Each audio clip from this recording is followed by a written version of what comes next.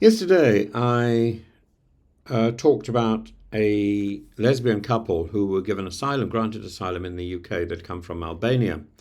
And Albania is a place where LGBTQ groups can meet, and there is still a pride festival in Tirana, and this is in marked contrast to the ban that has just taken place 2 days ago in Hungary, and the pressure uh, that is now being placed on the UK to by Trump to curtail the freedoms in the UK granted to LGBTQ plus people.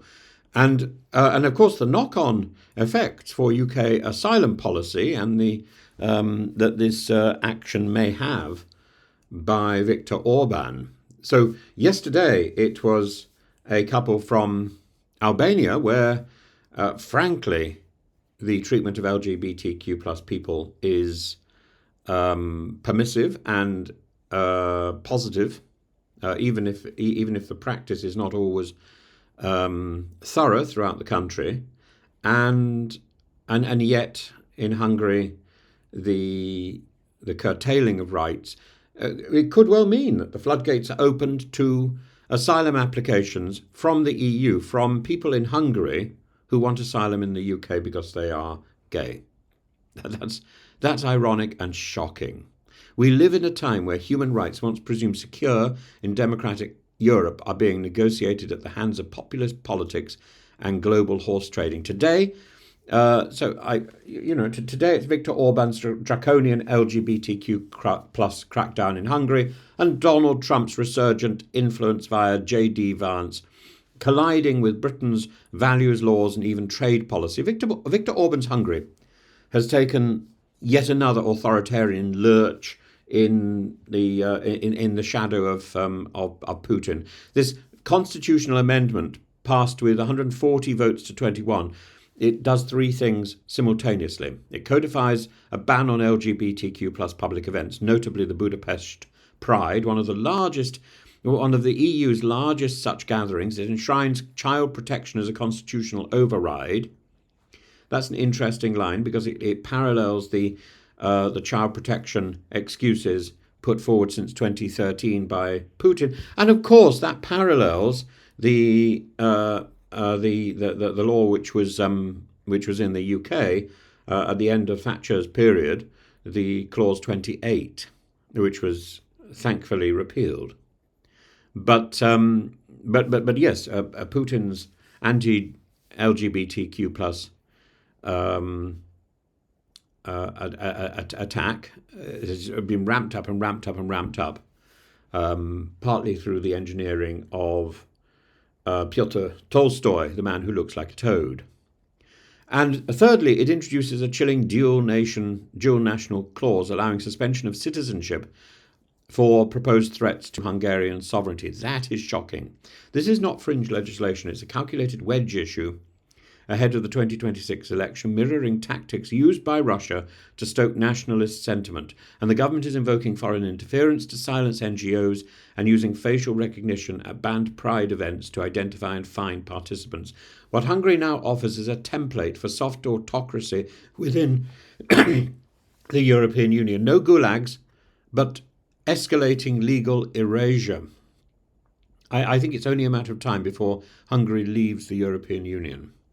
Britain, which co-signed a joint diplomatic rebuke of Orban's new laws, now faces practical and moral implications. In March, as I said, the UK granted asylum to an LGBTQ plus couple from Albania, a country with no national ban on LGBTQ plus gatherings. Hungary, an EU member, should offer greater protection by law, yet the UK might soon be obliged to accept a new wave of LGBTQ plus asylum seekers from within the EU because of Hungary, undermining both the EU's internal coherence and Britain's post-Brexit claim that EU nations are safe countries. This presents a contradiction.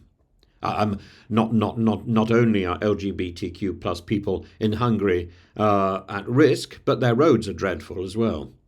The UK cannot credibly defend Hungary's LGBTQ plus community while negotiating a trade deal that pressures it to abandon its own protections for the same group. And J.D. Vance, the Vice President of the United States, who has now made free speech a central precondition of the UK-US trade deal, says no free speech, no deal. This is not a theoretical concern. According to sources close to the White House, the Trump-Vance administration is demanding the repeal of hate speech protections, including laws preventing homophobic abuse, the withdrawal of the Online Safety Act, which targets digital misinformation and abuse, and it is in essence a call for Britain to roll back protections for minorities in exchange for chlorinated chicken, AI investments, and zero tariffs on whiskey. Starmer now faces a historic dilemma.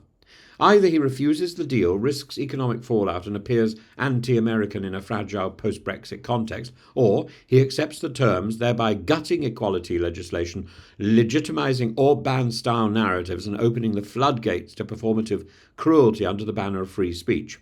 This is it's not just legal brinkmanship, it's cruelty and it's cultural imperialism with trade tariffs. Hungary is fast becoming a warning sign, not just for Central Europe, but for any country willing to barter rights for power. Britain must decide whether it will be a bastion of principled refuge or a pawn in a transatlantic identity war. Anybody who's been to Budapest, I have, it's a beautiful city. It's one of the jewels of Eastern Europe. Anyone who's travelled along Hungary's roads knows what a misery that is. And stayed in little towns or little hamlets on the way to Budapest or past Budapest. That's misery too. Budapest is one thing, Hungary is another. And to those who say it's just about speech, let me remind you, speech can be just as political an issue. Silence can be just as difficult as speech. In Orbán's Hungary, silence is being enforced by constitutional decree. And let's not mistake the invitation of silence into Westminster wearing a Stars and Stripes lapel pin. It's disgraceful. I was given a little pin by my university just before the last time I was there, and I thought, oh, I can wear this little pin with pride. I don't anymore. Because I think, frankly, all those people who wear a pin, they're just masquerading as cronies of the US state. I will never wear a pin again. That's it. I will wear a poppy, and that's as pinful as I get. But the buttonhole is there for a flower, and nothing more. Pins. Oh, for goodness sake, pins. Hungary. Slipping into tyranny.